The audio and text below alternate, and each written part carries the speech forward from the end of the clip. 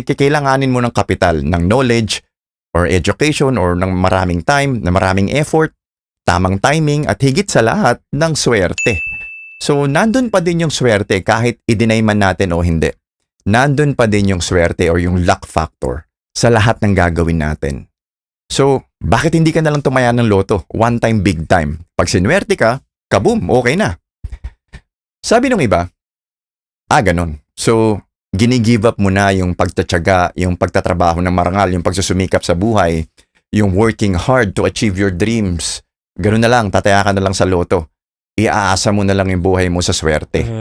Yun yung sinasabi nung iba at naisip ko din yan pag tumataya ako ng loto minsan kasi halos lahat tayo naniniwala sa idea ng pagsusumikap sa buhay na yung success is connected sa effort natin, na yung mga nare-rewardan at yung mga nabibiyayaan sa buhay ay yung mga nagtsatsaga at nagtatrabaho ng patas.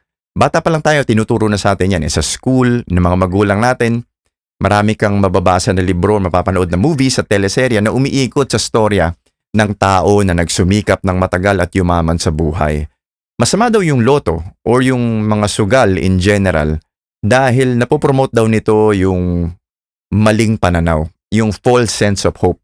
Kumbaga, imbis na magsumikap, magplano, mag-aral ng maigi, improve yung sarili at magtiyaga sa buhay, nag-give up ka na at parang sinasabi mong wala nang pag-asa to or swertihan na lang, bahala na.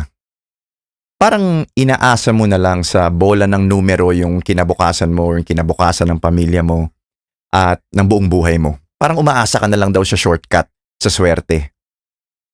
Interesting yung paglaki ng loto sa US is halos kasabay din ng pagsikat ng prosperity gospel sa Amerika around the 1970s. Yung prosperity gospel, yung idea na pag may faith ka, i-reward ka ni God ng financial success at happiness sa buhay. Yung i-claim mo daw kung ano yung gusto mong ma-achieve at ibibigay sa'yo.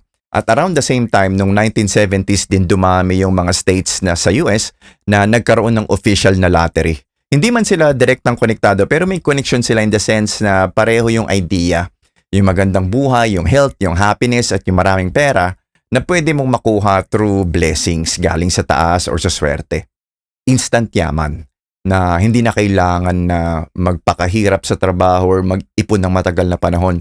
In an instant, pwede kang makaahon sa buhay at yumaman. Kaya naman naging sikat talaga yan, lalo na sa mga taong kapos sa pera at nagiging pag-asa nila yung pagtaya sa loto. Ako, agree ako dyan na meron talagang masamang naidudulot yung loto or yung karamihan ng sugal sa ibang tao. Kapag nga ganyan na nag-give up ka na sa pagsisikap sa buhay